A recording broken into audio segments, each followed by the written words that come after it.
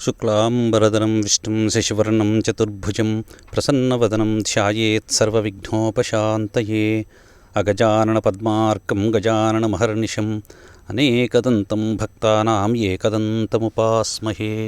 ओं प्रणो देवी सरस्वती वाजेभिर्वाजिनीवती धीनामवित्रियवतु। न गायत्र्याः परं मन्त्रा न मातुः परदेवता न हरे परतस्राता नानृताः तात्मकं परम्।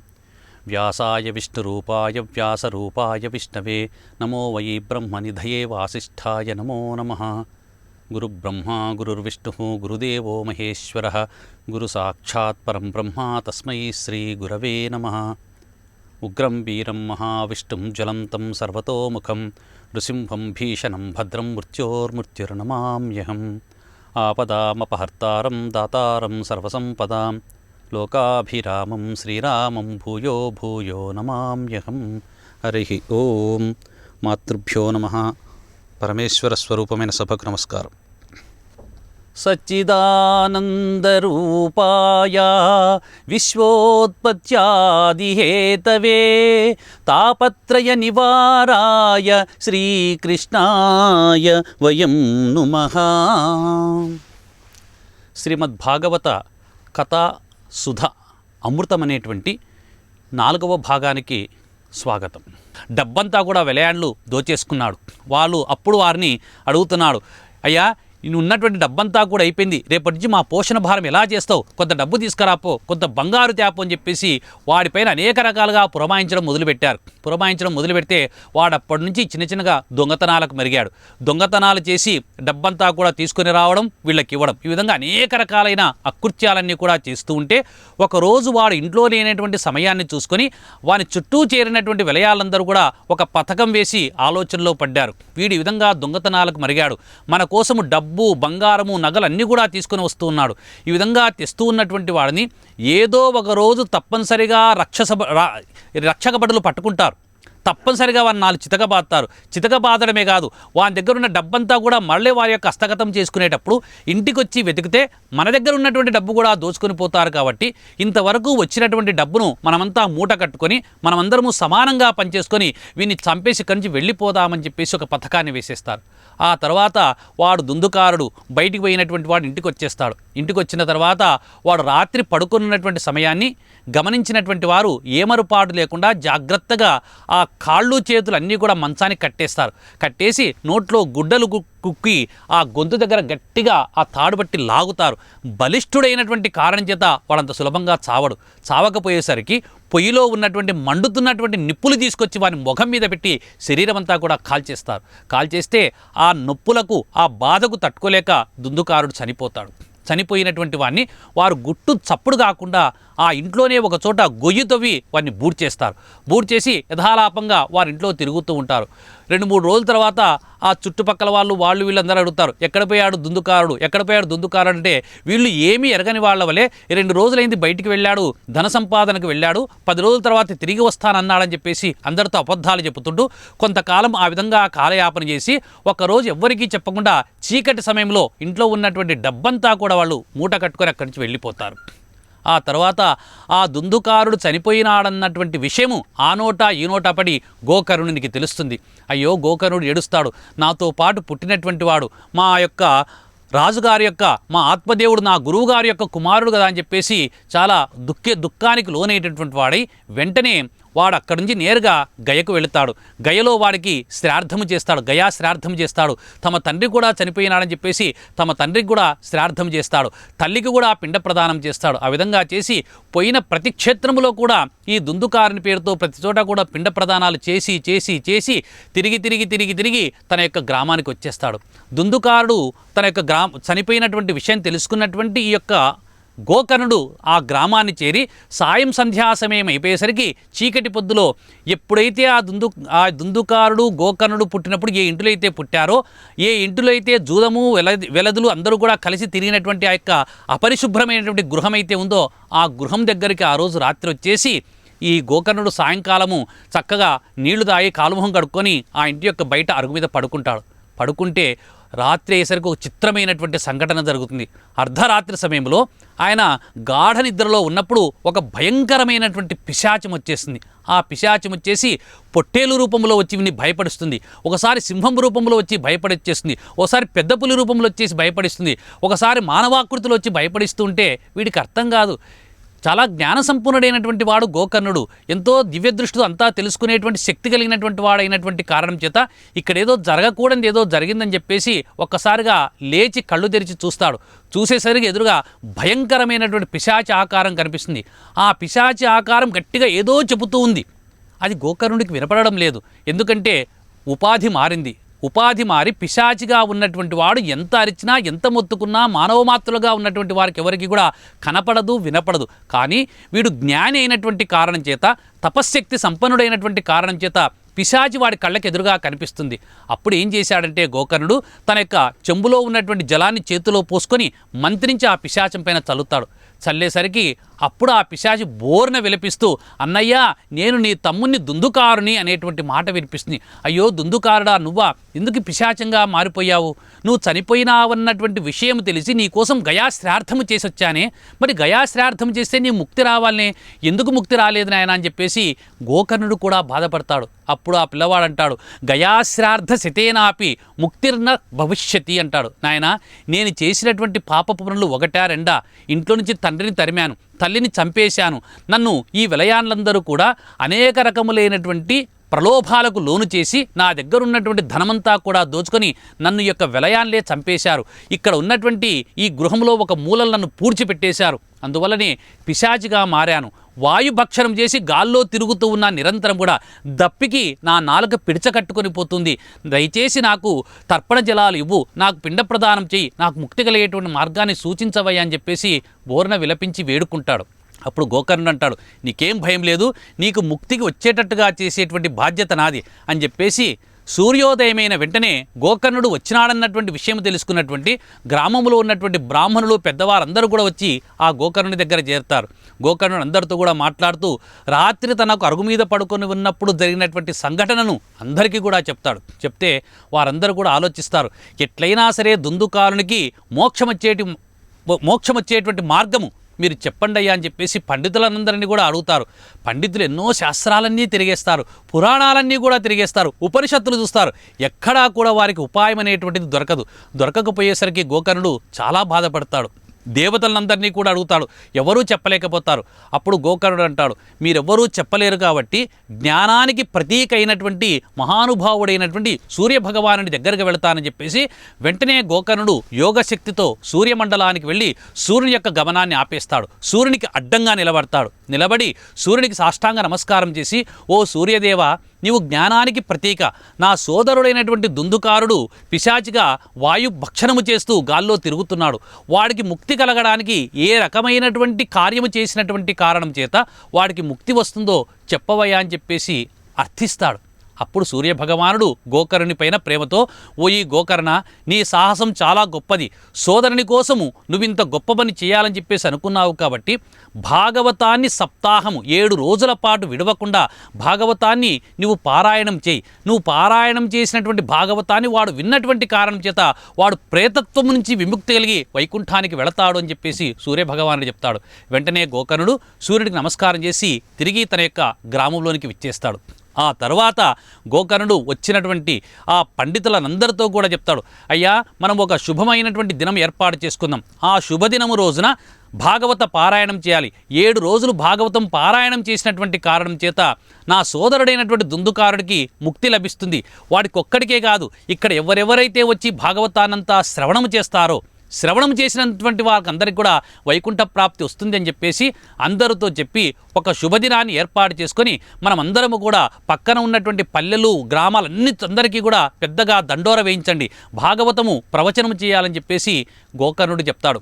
గోకర్ణుని యొక్క మాట పైన ఉన్నటువంటి నమ్మకం చేత పండితులు గ్రామ పెద్దలు కూడా అందరూ కూడా కలిసి ఒక దివ్యమైనటువంటి వేదికను ఏర్పాటు చేసేసి భాద్రపద శుద్ధ నవమి నాడు ఈ భాగవత పారాయణం అనేటువంటిది మొదలు పెడతారు. ఆ విధంగా భాగవతం అనేటువంటిది పారాయణం మొదలుపెట్టినప్పుడు ఎక్కడెక్కడి నుంచో కుంటివాళ్ళు, గుడ్డివాళ్ళు అందరూ వచ్చి చేరుతారు. నిజంగా భాగవత శ్రవణానికి ఎవరెవరు అర్హులయ్యా అంటే ప్రతి ఒక్కరూ కూడా వినవచ్చంట.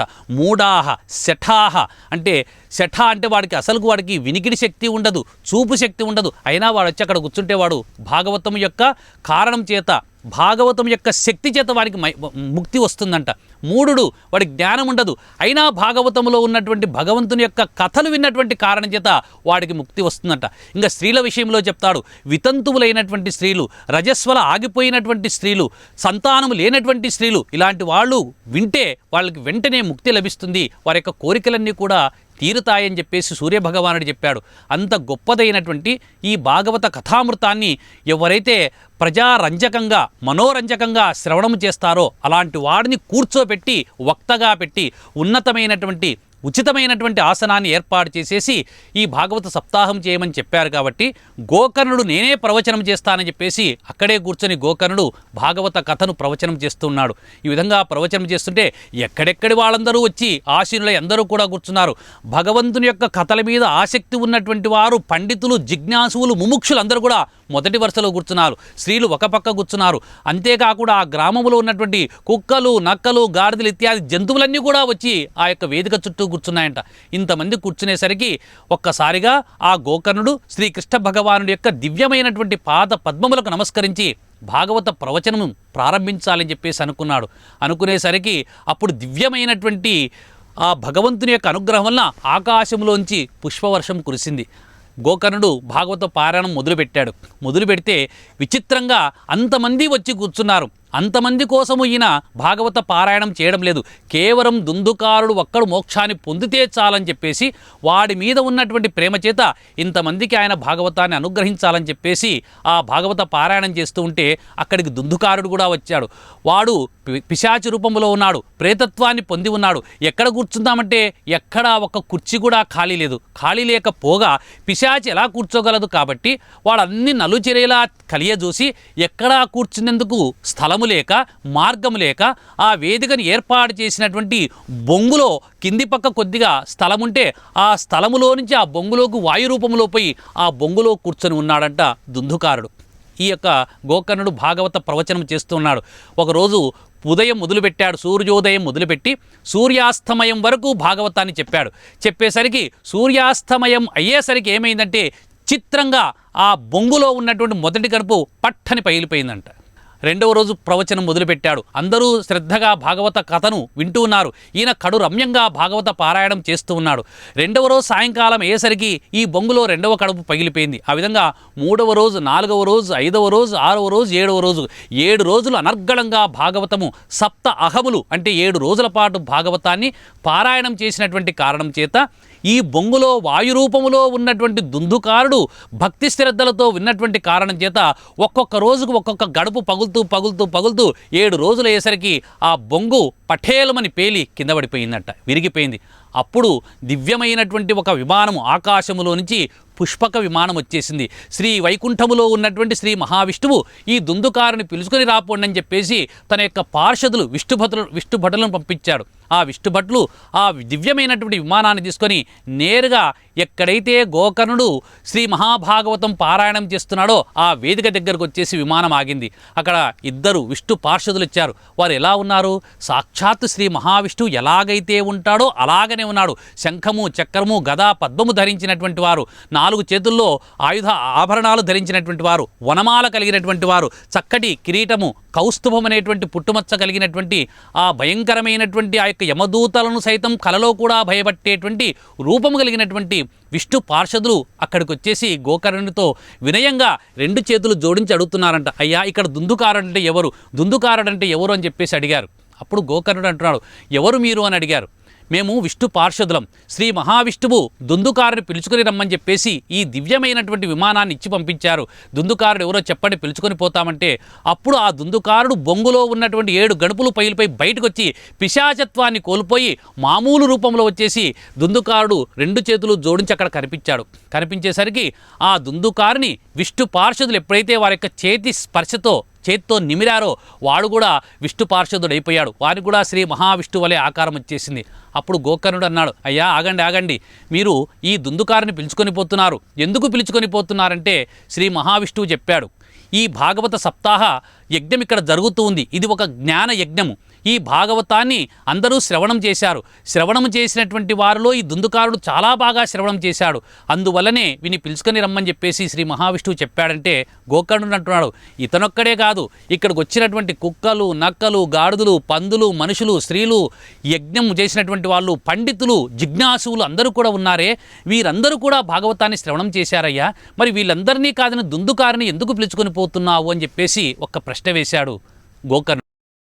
అప్పుడు విష్ణు పార్షదులు అన్నారు, అందరూ శ్రవణం చేశారు, మీరు కూడా పారాయణం చేశారు, వాళ్ళందరికంటే ఎక్కువగా మీకే పుణ్యం రావాలి. కానీ మీరు అప్పుడప్పుడు కొద్దిగా సేద తీర్చుకున్నారు. ఈ దుందుకారుడు ఏం చేశాడు, 7 రోజుల పాటు ప్రాణం మీద ఆశతో భగవంతుని చేరుకోవాలి, మోక్షాన్ని పొందాలనేటువంటి ఒకే ఒక్క కోరిక చేత కనీసం వాయు భక్షణము కూడా చేయకుండా 7 రోజుల పట్టి ఈ బొంగులోనే ఉన్నాడు. అన్నీ మానుకున్నాడు. ఆహారము నిద్ర ఏమి లేవు వాడికి. నిరంతరము కూడా భగవంతుడి యొక్క పాదాలు హృదయంలో పెట్టుకొని ఓం నమో భగవతే వాసుదేవాయ అనేటువంటి మంత్రాన్ని వాడు స్మరణ చేస్తూ భక్తి శ్రద్ధలతో విన్నాడు. వాడొక్కడే భక్తి శ్రద్ధలతో ఉన్నారు. వీళ్ళందరూ కూడా కథ వింటున్నారు. అప్పుడప్పుడు ఆవలిస్తూ ఉన్నారు, మధ్య మధ్యలో లేచిపోతూ ఉన్నారు. కొందరు ఒక రోజు వస్తారు, మధ్యాహ్నం పూట రారు. ఆ విధంగా చేసినటువంటి కారణం చేత వీరికి పూర్తి ఫలితం రాలేదు, వీడికి ఒక్కడికే పూర్తి ఫలితం వచ్చింది అని చెప్పి విష్ణు పార్షదులు చెప్పారు. అప్పుడు గోకర్ణుడు అంటాడు, సరే వీడిని తీసుకొని పోండి ఇప్పటికీ అని చెప్పేసి, వీరికందరికి కూడా ముక్తి రావాలంటే ఏం చేయాలంటే మరొక్కసారి భాగవతం యొక్క ప్రవచనం చేయండి. అప్పుడు అందరూ భక్తి శ్రద్ధలతో వినండి. అందరికీ ఒక్కొక్కరికి ఒక్కొక్క విమానం శ్రీ మహావిష్ణువు పంపిస్తాడని చెప్పనంటే వెంటనే మరి ఒక శుభమైనటువంటి రోజు కూర్చొని గోకర్ణుడు మరలా భాగవత సప్తాహం చేశాడు. ఆ భాగవత సప్తాహం చేసినప్పుడు సప్తాహం అయిపోయేసరికి సాక్షాత్తుగా ఒక్కొక్కరికి ఒక్కొక్క విమానంతో పాటుగా శ్రీ మహావిష్ణువే వైకుంఠం నుంచి దిగి వచ్చేశాడు.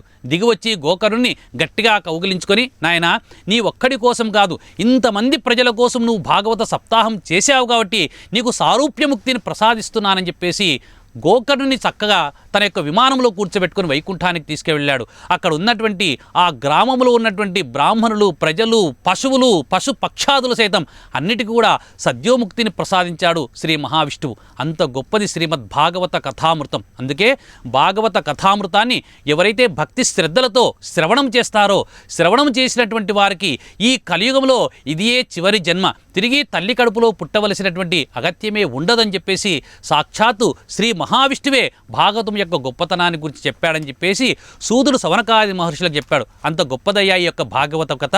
కాబట్టి ఇలాంటి భాగవతాన్ని మొట్టమొదట సుఖమహర్షి పరీక్షణ్ మహారాజుకు వినిపించాడు. ఆ కథను మీకు చెబుతానని చెప్పేసి సూదుడు సవనకాది మహర్షులకు శ్రీమద్ భాగవత కథను, దాని యొక్క మహత్యాన్ని చెప్పిన తర్వాత కథను చెప్పడం అనేటువంటిది మొదలుపెట్టాడు. ఈ రోజుతో 4వ రోజు ఈ కథ ఇంతటితో సమాప్తము. రేపటి నుంచి అసలైనటువంటి భాగవతం, ఇంతవరకు భాగవతం శ్రవణము చేస్తే ఎలాంటి ఫలితాన్ని పొందవచ్చో చెప్పాడు. రేపటి నుంచి మనం భాగవతంలోనికి ప్రవేశిస్తాం. ఆ భాగవతం సాక్షాత్తు సుఖముఖాద్రవమున మనసియున్న భాగవత కథ ఫల రసాస్వాదన పదవిగనుడు రసిక భావవిధులు అంటాడు. సాక్షాత్తుగా సుకుడు అనేటువంటి చిలక ముక్కులో నుంచి, ముఖములో నుంచి వచ్చినటువంటి భాగవతం అనేటువంటి ఫలము, ఆ ఫలము యొక్క రసాన్ని అందరూ ఆస్వాదించి పునీతులు కండి అని చెప్పేసి సూతుడు సవనకాది మహర్షులకు చెప్పినట్లుగా ఈ భాగవతము యొక్క మహత్యాన్ని పద్మపురాణంలో వేదవ్యాసుల వారు చెప్పడం అనేటువంటిది జరిగింది. హరి ఓం తత్సత్.